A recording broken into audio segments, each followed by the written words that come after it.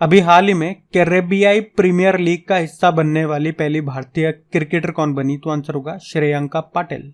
तो युवा स्पिन गेंदबाज श्रेयंका पाटिल महिला कैरेबियन प्रीमियर लीग के लिए साइन होने वाली पहली भारतीय क्रिकेटर बन गई है।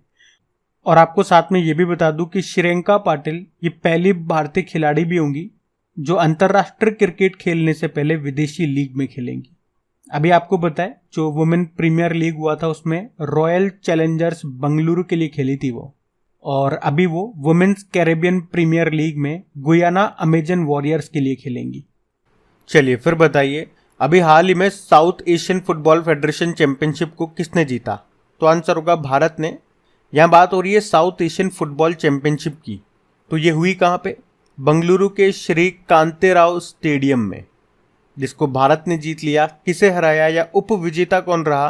तो आंसर होगा कुवैत। ये इस बार इसका 14वां संस्करण था। तो आप देख सकते हो 14 संस्करणों में भारत 9 बार जीत चुका है। चलिए फिर बताइए, हाल ही में ग्लोबल शतरंज लीग के पहले संस्करण का आयोजन ये कहाँ पे किया गया? तो आंसर होगा दुबई में। बात कर रहे हैं यहाँ पे ग्लोबल शतरंज लीग की।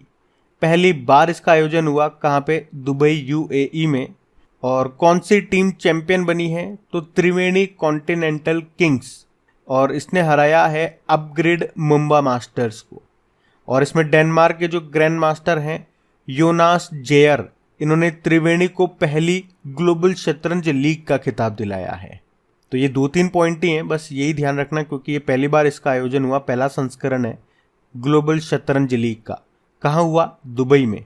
चैंपियन कौन सी टीम बनी है? त्रिवेणी। और किसको हराया? मुंबा मास्टर्स को। इसमें त्रिवेणी को किसने जीत दिलाई? मतलब इसके प्लेयर का नाम डेनमार्क के ग्रैंड मास्टर हैं जिनका नाम है योनास जेयर, इन्होंने। फिर बताइए, अभी हाल ही में 2022-23 के लिए ऑल इंडिया फुटबॉल फेडरेशन महिला फुटबॉलर ऑफ द ईयर किसे नामित किया गया? तो आंसर होगा मनीषा कल्याण। तो अभी ऑल इंडिया फुटबॉल फेडरेशन ने 2022-23 के लिए मनीषा कल्याण को लगातार दूसरी बार महिला फुटबॉलर ऑफ द ईयर चुना है। तो मनीषा कल्याण से एक और पॉइंट आपको बता रहा हूं, वो भी ध्यान रखना कि यूईएफए चैंपियंस लीग खेलने वाली ये पहली भारतीय फुटबॉलर है। अच्छा, 2022-23 के लिए ऑल इंडिया फुटबॉल फेडरेशन पुरुष फुटबॉलर ऑफ द ईयर किसे चुना गया? तो आंसर होगा लालियान जुआला चांगटे को। तो चांगटे को चुना गया है पुरुषों में, और महिलाओं में मनीषा कल्याण को। वैसे ऑल इंडिया फुटबॉल फेडरेशन की बात हुई है, इसकी स्थापना होती है 23 जून 1937 में। नई दिल्ली में मुख्यालय है और अध्यक्ष का नाम है कल्याण चौबे। तो ध्यान रखना ये। बढ़ते हैं आगे। फिर बताइए, अभी हाल ही में किसने 6ठी युवा महिला राष्ट्र मुक्केबाजी चैंपियनशिप को जीता? तो आंसर होगा हरियाणा ने। तो युवा महिला राष्ट्रीय चैंपियनशिप 2023, इस बार ये इसका 6वां संस्करण था जो कि कहाँ हुआ? मध्य प्रदेश के भोपाल में, और इसको जीत लिया हरियाणा ने। हरियाणा ने 8 गोल्ड 1 ब्रॉन्ज मेडल के साथ इस चैंपियनशिप को जीता है। इसमें दूसरे स्थान पर उत्तराखंड रहा 3 गोल्ड और 1 सिल्वर के साथ, और तीसरे पे दिल्ली था। आपको याद है अभी पुरुषों की विश्व मुक्केबाजी चैंपियनशिप हुई थी ताशकंद उज्बेकिस्तान में। उसमें भारत ने 3 ब्रॉन्ज जीते थे और पदक तालिका में भारत 4थे स्थान पे था।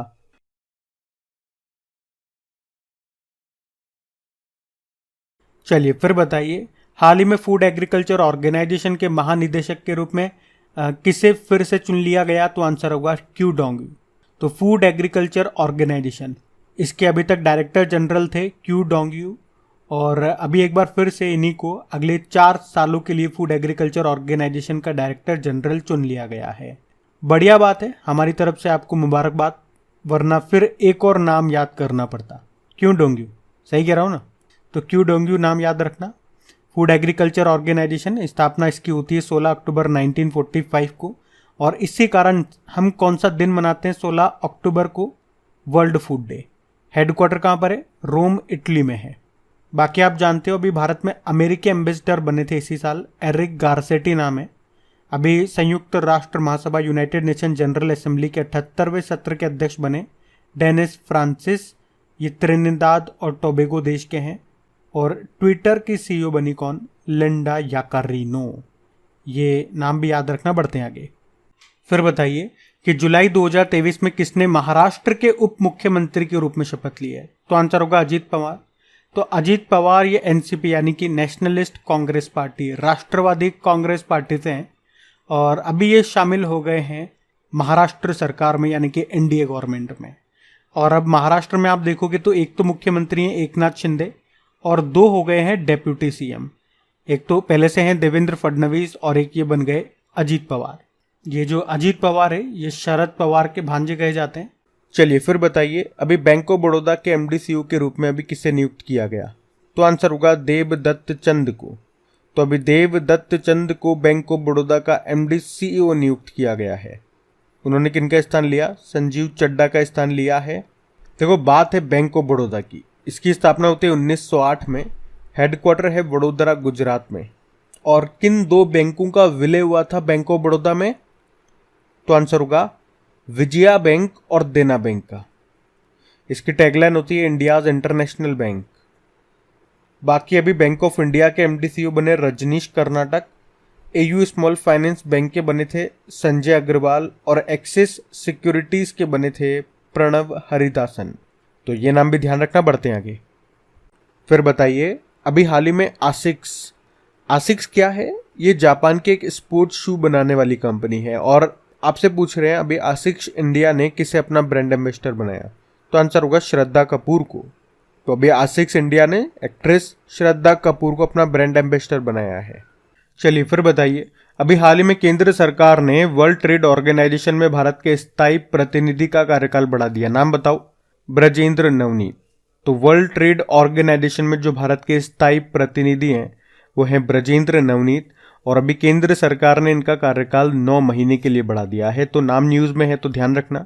और इसी तरह एक प्रश्न और बनेगा कि संयुक्त राष्ट्र यानी कि यूनाइटेड नेशन में भारत के स्थायी प्रतिनिधि परमानेंट रिप्रेजेंटेटिव कौन है?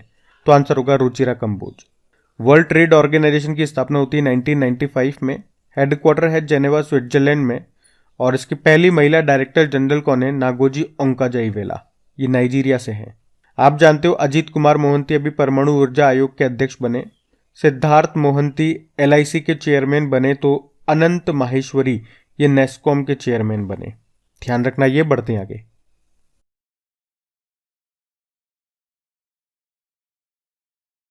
फिर बताइए, अभी हाल ही में किस राज्य या यूनियन टेरिटरी ने भारत का पहला टेली मानस चैटबॉट लॉन्च किया? तो आंसर होगा जम्मू कश्मीर। तो जम्मू कश्मीर ने भारत का पहला टेली मानस चैटबॉट लॉन्च किया है। यहाँ टेली मानस में इसकी फुल फॉर्म हो गई mental health assistance and networking across states. तो अभी इसे श्रीनगर में मानसिक स्वास्थ्य और गैर संचारी रोगों पर जम्मू कश्मीर हेल्थ कॉन्क्लेव के दौरान लॉन्च किया गया। ये चैटबॉट संकटग्रस्त लोगों के साथ तुरंत बातचीत शुरू करेगा। अच्छा, चैटबॉट से आपको याद आएगा कि अभी गूगल ने किस नाम से एक आर्टिफिशियल इंटेलिजेंस चैटबॉट लॉन्च किया था? बार्ड। और रशिया ने गीगा चैट लॉन्च किया था, जबकि यूएस की एक कंपनी है ओपन एआई और उसने चैट जीपीटी लॉन्च किया था। और किसने ग्रामीण भारत के लिए एक आर्टिफिशियल इंटेलिजेंस चैटबॉट है जुगलबंदी, उसको लॉन्च किया? तो माइक्रोसॉफ्ट ने। तो ध्यान रखना, ये बढ़ते हैं आगे। चलिए फिर बताइए, हाल ही में ग्रामीण विकास मंत्रालय ने महिला सेल्फ हेल्प ग्रुप के उत्पादों को बेचने के लिए, उनके प्रोडक्ट्स को बेचने के लिए अभी कौन सा मोबाइल एप्लीकेशन लॉन्च किया? तो आंसर होगा ई सरस एप्लीकेशन। तो रूरल मिनिस्ट्री यानी कि ग्रामीण विकास मंत्रालय ने महिलाओं के स्वयं सहायता समूहों सेल्फ हेल्प ग्रुप्स के बनाए गए उत्पादों, उनके जो प्रोडक्ट्स हैं उनको बेचने के लिए ये मोबाइल एप्लीकेशन इन्होंने लॉन्च किया इस मंत्रालय ने। क्या नाम है? ई सरस एप्लीकेशन।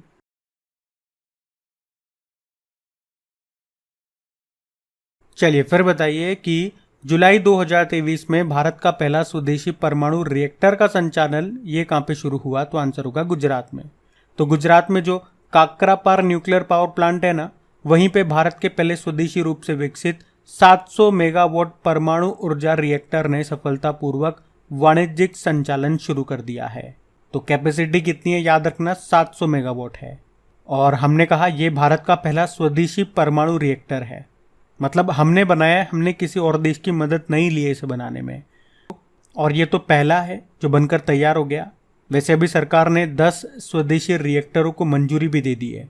अच्छा, हम ये बात कर लेते हैं कि अभी न्यूक्लियर पावर प्लांट कहाँ कहाँ पे हैं। तो यूँ बताओ कि नारोरा न्यूक्लियर पावर प्लांट कहाँ पर है? तो उत्तर प्रदेश में है। काकरापारा आपने कहा गुजरात में है। तारापुर न्यूक्लियर पावर प्लांट आपको मिलेगा महाराष्ट्र में। Kaiga nuclear power plant Karnataka में है। और तमिलनाडु में 2 मिलेंगे आपको, कलपक्कम और कुडनकुलम। इन्हें रशिया की सहायता से बनाया गया था। और एक करंट अफेयर्स का प्रश्न कि अभी उत्तर भारत का पहला कहाँ पे बना है? तो हरियाणा के फतेहाबाद जिले में। हरियाणा के फतेहाबाद जिले में जो गोरखपुर गांव है वहाँ पे। और अगर आपसे पूछे कि न्यूक्लियर पावर प्लांट शुरू करने वाला पहला अरब देश कौन सा है, तो यूनाइटेड अरब अमीरात है। तो ध्यान रखना ये पॉइंट्स। बढ़ते हैं आगे।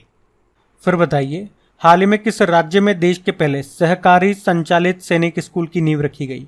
तो आंसर होगा गुजरात में। तो गुजरात के महसाणा में देश का पहला सहकारी संचालित सैनिक स्कूल की आधारशिला भी रखी गई है। किसने रखी? हमारे केंद्रीय गृह मंत्री अमित शाह ने।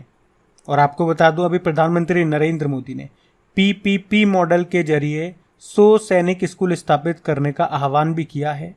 और ये जो महसाणा में बनाया जा रहा है मोती भाई चौधरी साकर सैनिक स्कूल, ये 20वां ऐसा स्कूल होगा जो पीपीपी मॉडल पर बनाया जा रहा है। सहकारी से याद आएगा, अभी अंतर्राष्ट्रीय सहकारिता दिवस मनाया 3 जुलाई को।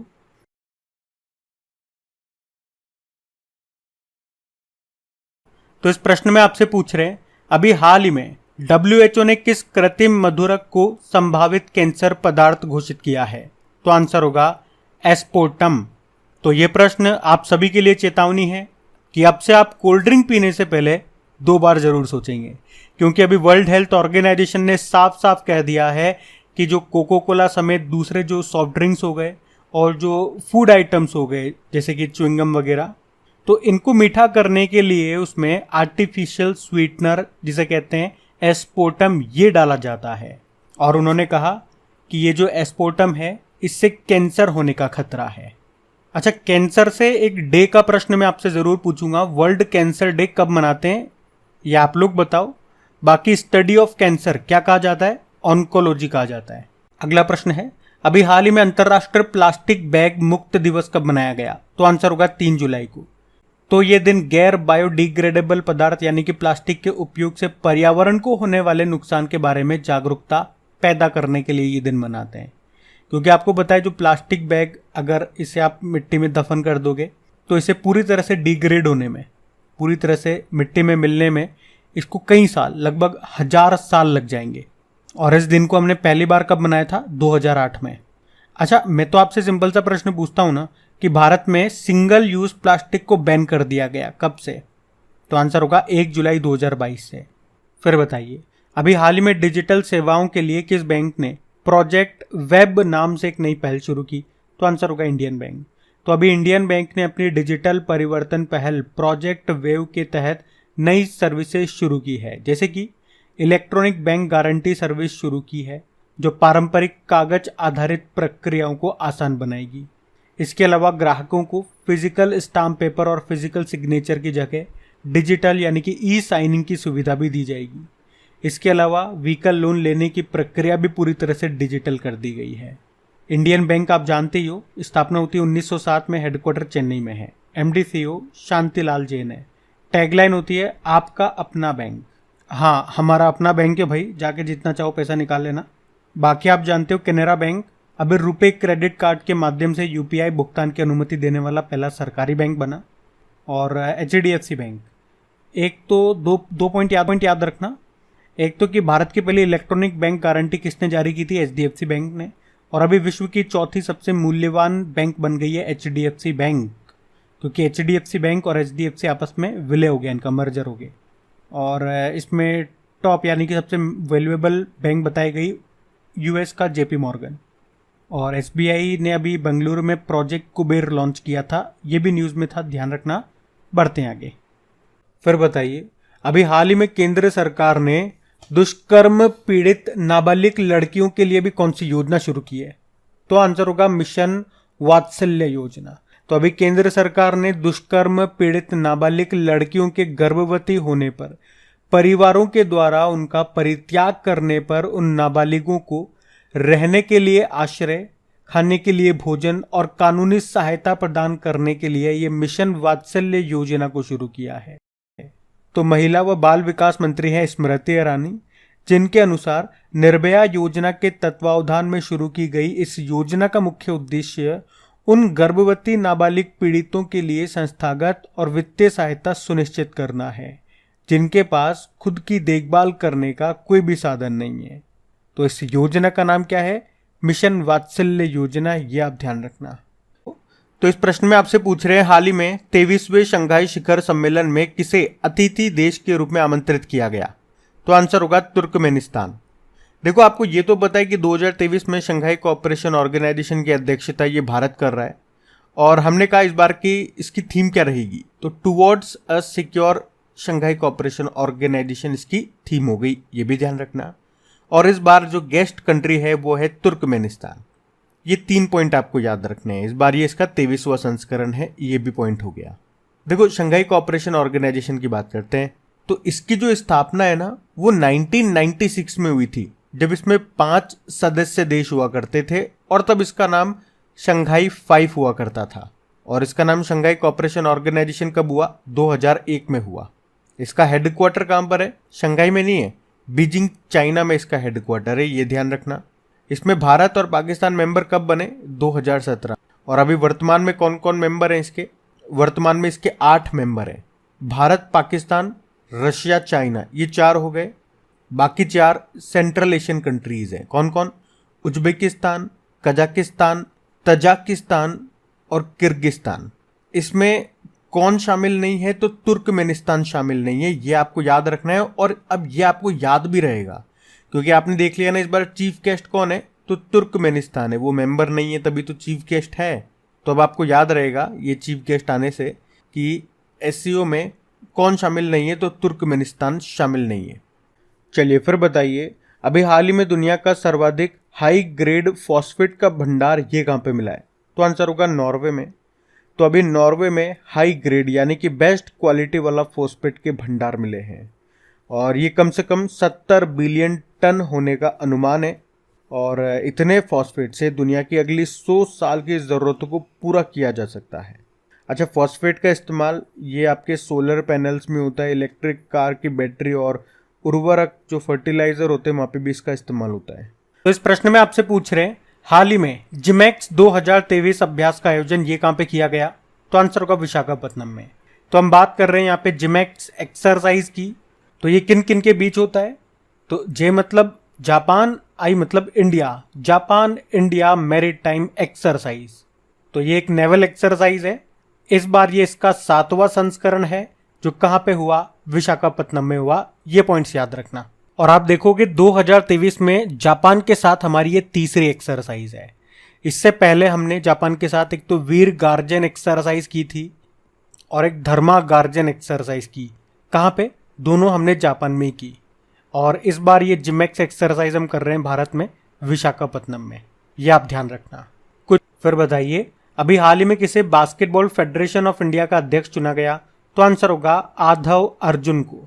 तो आधव अर्जुन ये तमिलनाडु बास्केटबॉल एसोसिएशन के अध्यक्ष हैं, और अभी इन्हीं को बास्केटबॉल फेडरेशन ऑफ इंडिया का अध्यक्ष चुना गया है। जबकि पूर्व खिलाड़ी और मध्य प्रदेश बास्केटबॉल एसोसिएशन के जो अध्यक्ष हैं कुलविंदर सिंह गिल, इनको इसका महासचिव चुना गया। और इसी से संबंधित एक करंट अफेयर्स का प्रश्न आपको रिवाइज करा रहा हूं, ध्यान से सुनना। डॉक्टर के गोविंदराज का नाम आपने सुना था ना, पढ़ा था हमने, जिन्हें अभी international basketball federation of Asia का अध्यक्ष चुना गया था। तो वो नाम भी याद रखना, उसको मत भूलना। वैसे इंटरनेशनल बास्केटबॉल फेडरेशन का हेडक्वार्टर कहाँ पर है? मीज, स्विट्जरलैंड में। पता है बाकी आपको, ये जो मोहम्मद तैयब इकराम है इंटरनेशनल हॉकी फेडरेशन के अध्यक्ष बने थे, और मोहम्मद जलूद ये इंटरनेशनल वेटलिफ्टिंग फेडरेशन के अध्यक्ष बने थे। तो देखो, इसी से संबंधित मैंने आपको प्रश्न भी रिवाइज करा दिए। बास्केटबॉल में भी देख लिया, वेटलिफ्टिंग का भी देख लिया और हॉकी का भी देख लिया। तो ध्यान रखना। ये बढ़ते हैं आगे। फिर बताइए, अभी हाल ही में यूक्लिड स्पेस टेलीस्कोप किसने लॉन्च किया? तो आंसर होगा यूरोपियन स्पेस एजेंसी ने। तो अभी यूरोपियन स्पेस एजेंसी ने यूक्लिड स्पेस टेलीस्कोप को लॉन्च किया है। और किससे लॉन्च किया?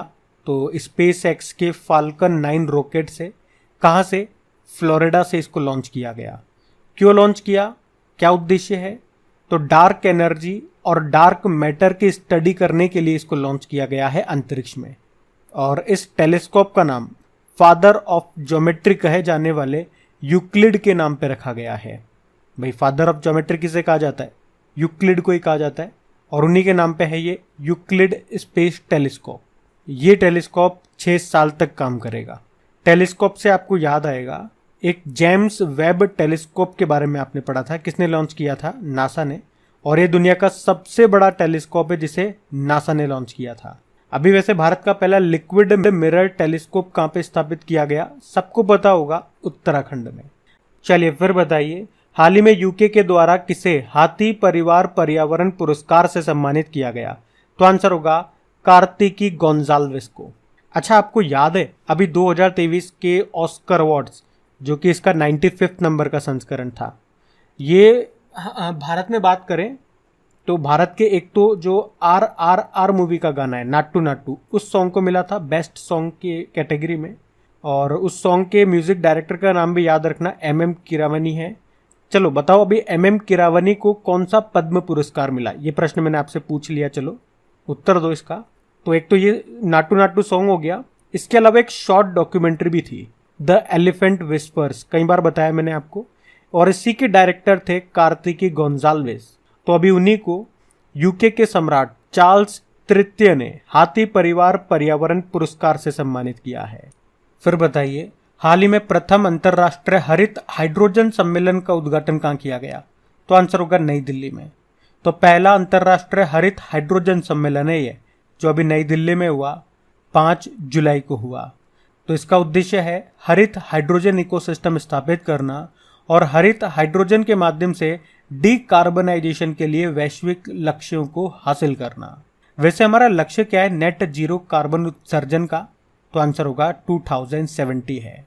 तो ये तो हो गया हमारा पहला अंतर्राष्ट्रीय हरित हाइड्रोजन सम्मेलन। कहाँ पे? नई दिल्ली में। आपको याद है भी संयुक्त राष्ट्र का पहला जल सम्मेलन का आयोजन कहाँ हुआ था? न्यूयॉर्क में। चलिए फिर बताइए, अभी हमारे जो केंद्रीय गृह मंत्री हैं उन्होंने कहाँ पर अक्षर रिवर क्रूज को लॉन्च किया? तो आंसर होगा गुजरात। तो हमारे जो होम मिनिस्टर हैं अमित शाह, अभी इन्होंने अक्षर रिवर क्रूज को लॉन्च किया। कहाँ पे? साबरमती रिवर फ्रंट अहमदाबाद में। और इस अक्षर रिवर क्रूज की बात करें तो लंबाई इसकी 30 मीटर है। लगभग 165 पैसेंजर्स इसमें बैठ सकते हैं, यानी कि कैपेसिटी है इतनी की। और दुनिया की सबसे लंबी नदी क्रूज सेवा भी आपको याद आई होगी, गंगा विलास उसका नाम है, वाराणसी और डिब्रूगढ़ के बीच में चल रही है। और MV एक्सप्रेस का नाम भी याद है क्या? ये भारत का पहला अंतर्राष्ट्रीय क्रूज है जो कि चेन्नई से श्रीलंका के लिए रवाना हुआ था।